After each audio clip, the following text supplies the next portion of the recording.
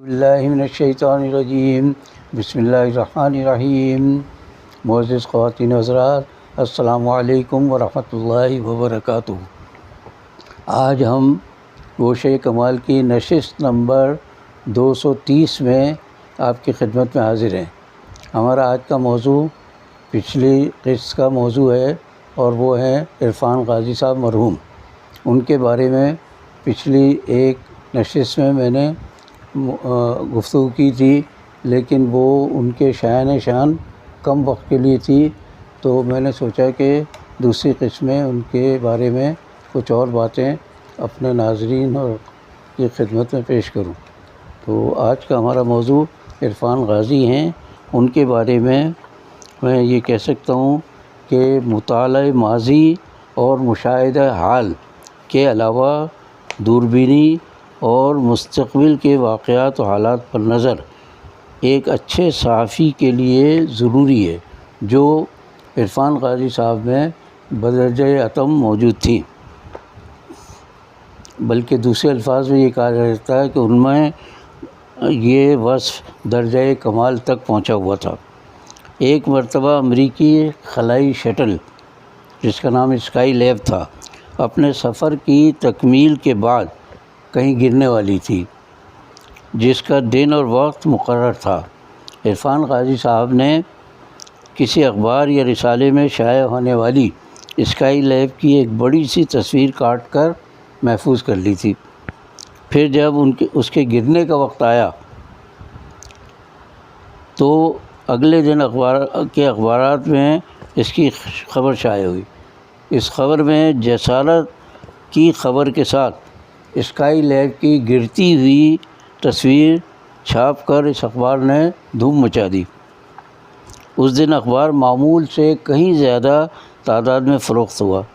واضح رہے کہ عرفان غازی صاحب نے تصویر میں آرٹسٹ سے رنگوں کی ٹچنگ کرا کے ایسا منظر تیار کیا جیسے اسکائی لیب کے گرتے وقت یہ تصویر کھینچی گئی ہے۔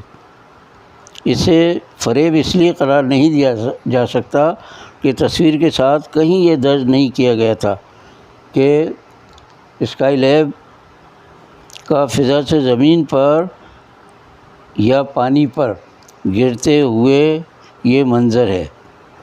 البتہ تصویر سے خبر کا لے آؤٹ بہت خوبصورت ہو گیا، اور اخبار میں لے آؤٹ کی بڑی اہمیت ہوتی ہے، اور اسی وجہ سے اس روز کا جسارت دوسرے اخباروں پر بازی لے گیا تھا۔ ایک روز عرفان غازی صاحب نے راولپنڈی کے غازی منجم، جو بڑے اچھے ستارہ شناس تھے، تو ان کی ایک تحریر بطور امانت میرے پاس رکھوائی اور کہا کہ وقت آنے پر میں یہ امانت تم سے لے لوں گا۔ ذوالفقار علی بھٹو کو سپریم کورٹ کے فیصلے کے مطابق پھانسی کے پھندے پر لٹکانے کی خبر اخبارات میں اشاعت کے لیے آئی تو عرفان غازی صاحب نے اپنی امانت مجھ سے واپس مانگی۔ وہ تصویر جو مجھے دے گئے تھے کہ وہ تصویر نکالو، وہ میں نے دے دی۔ یہ دراصل بھٹو کی پھانسی کے بارے میں غازی منجم کی پیشگوئی تھی، جسے توہین عدالت یا دیگر وجوہ کی بنا پر قبل از وقت شائع نہیں کیا جا سکتا تھا۔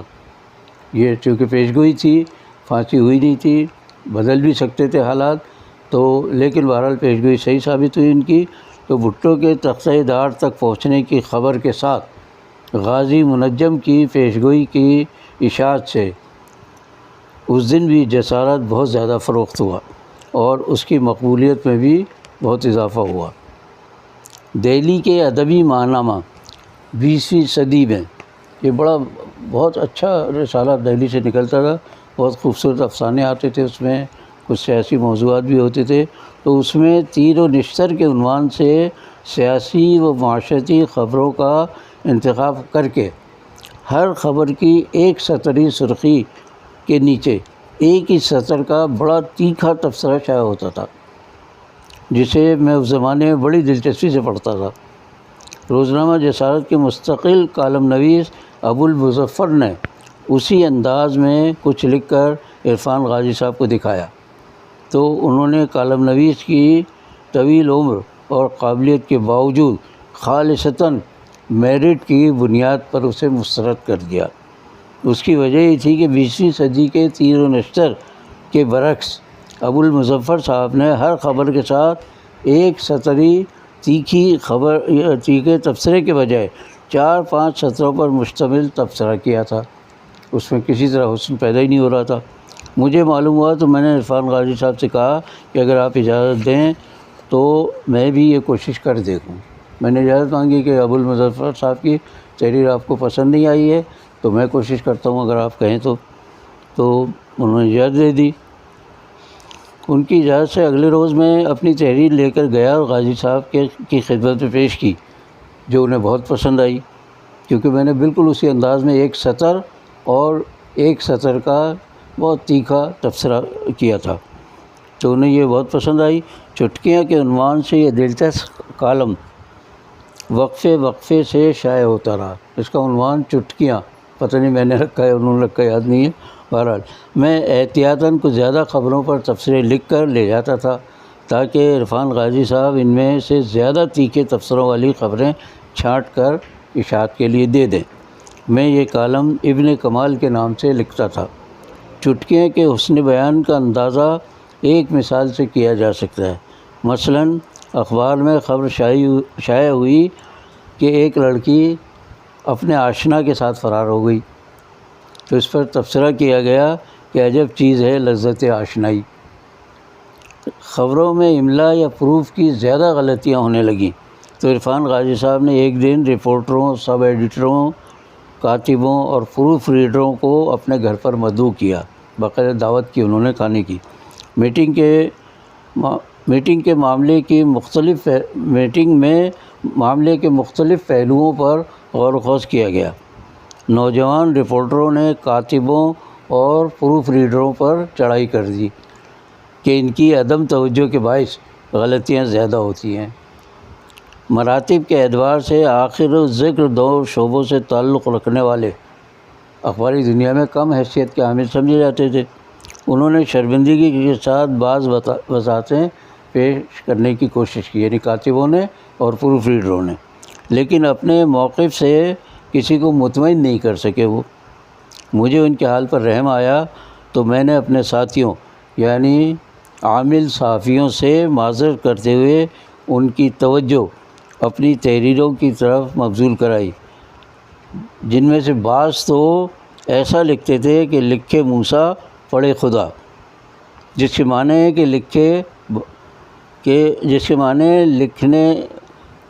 لکھے باریک بال سا باریک، لکھے موسیٰ یعنی بال سا باریک، اور اب پڑھنے کے لیے خود ہی ان کو آنا پڑے گا کیونکہ اتنا باریک کوئی اور پڑھ نہیں سکتا۔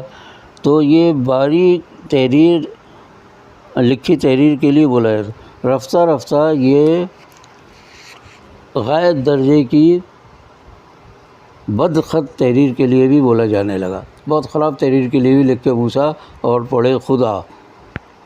نیز صوتی اثرات اور ملتے جلتے ہونے کی وجہ سے موسیٰ یعنی بال جیسا وہ موسیٰ اور خود آ کو خدا لکھا جانے لگا اور سمجھا جانے لگا۔ میں نے اپنے دوستوں سے کہا کہ دوسروں کی شکایت کرنے سے پہلے اپنی تحریر یا خط کو اس قابل بنانا چاہیے کہ اسے آسانی سے پڑھا جا سکے۔ اور میں آپ کے اطلاع عرض کر دوں کہ بہت بدخط لوگ اخباری دنیا میں ہوتے ہیں، اتنی خراب تحریر کہ بیچارہ کاتب ادھر ادھر سر مار کے بڑی مشکل سے لکھتا ہے اس کو۔ بہت خراب تحریر کے لوگ ہمارے یہاں ہوتے تھے۔ خبر یا مضمون خاص طور پر کسی شخص یا جگہ کا نام یا ہند سے آئیں تو زیادہ احتیاط کی جانی چاہیے، یہ میں نے اپنے ساتھیوں سے کہا۔ میری اس بات پر بعض رپورٹرز چی بجے بھی ہوئے، لیکن کاتبوں اور پروف ریڈروں نے اسے سراہا اور سکون کا سانس لیا۔ عرفان غازی صاحب کو بھی میری یہ تجویز اچھی لگی۔ ان کے ساتھ زیادہ وقت گزارنے کا موقع نہیں ملا کیونکہ وہ بہت جلد جسارت چھوڑ کر چلے گئے تھے۔ بعد میں انہوں نے کچھ دوسرے اخبارات میں ذمہ داریاں سنبھال لی، لیکن بدلتے ہوئے حالات میں انہیں کہیں بھی کام کرنے میں مزہ نہیں آیا۔ چنانچہ انہوں نے بین الاقوامی نشریاتی اداروں کے لیے اپنی خدمات پیش کی اور بہت کامیاب رہے۔ انہیں زیادہ دقت اس لیے پیش نہیں آئی کہ وہ ابلاغ کے تمام شعبوں اور دنیا کی کئی بڑی بڑی زبانوں میں زبردست مہارت رکھتے تھے۔ پہلے سے قیت الرجال والے پاکستانی معاشرے میں عرفان غازی صاحب کی کمی اہل علم و فن نے بڑی شدت سے محسوس کی، لیکن موجودہ دور میں ذرائع ابلاغ پر مسلط گلیمر کے عادی مالکان اور کارکنان کے لیے ان کی غیر موجودگی سے شاید کوئی فرق نہ پڑے۔ اس کا بیان ثبوت یہ ہے کہ انہوں نے عرفان غازی صاحب کے انتقال کی خبر نمایاں طور پر پیش کرنے کی ضرورت ہی محسوس نہیں کی، جو اپنی ذات میں بہت بڑا دبستان صحافت تھے، یعنی خود صحافی نہیں تھے بلکہ بہت بڑا سمجھیے کہ ادارہ تھے وہ اپنی ذات میں۔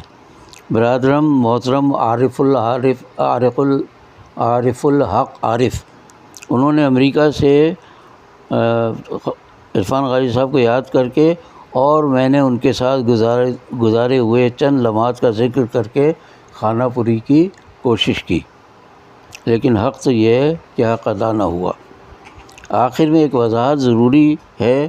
اسلام آباد سے ہمارے نہایت عزیز دوست، بہت ذہین فعال صحافی، روزنامہ امت اور افروزہ تکبیر کے ڈائریکٹر ریسرچ وجی احمد صدیقی نے توجہ دلائی کہ عرفان غازی صاحب کے انتقال کی 2 کالمی خبر روزنامہ امت کراچی اور اسلام آباد میں صفحہ اول پر شائع ہوئی تھی۔ تو میں نے بہرحال وہ خبر نہیں پڑھی تھی، اس لیے میں نے یہ کہا کہ کسی نے ان کے انتقال پر خبر تک نہیں دی۔ یہ خبر 26 جون 2017 کو شائع ہوئی تھی۔ اخبار کے اسلام آباد ایڈیشن میں غازی صاحب مرحوم کی تصویر بھی شامل تھی۔ اس خبر کی اشاعت کا سہرا وجی احمد صدیقی کے سر جاتا ہے۔ افسوس کہ عید الفطر کی گہما گہمی اور علالت کے باعث یہ خبر میری نظر سے نہ گزر سکی۔ اس تصحیح پر برادرم وجی احمد صدیقی کا شکریہ کہ امت عرفان غازی صاحب کی بروقت یاد سے غافل نہیں رہا۔ وہ کچھ عرصے تک اخبار کے لیے عرفان غازی صاحب کچھ عرصے تک اخبار کے لیے واحد متکلم کے عنوان سے کالم بھی لکھتے رہے تھے۔ آج کی نشست میں اتنا ہی۔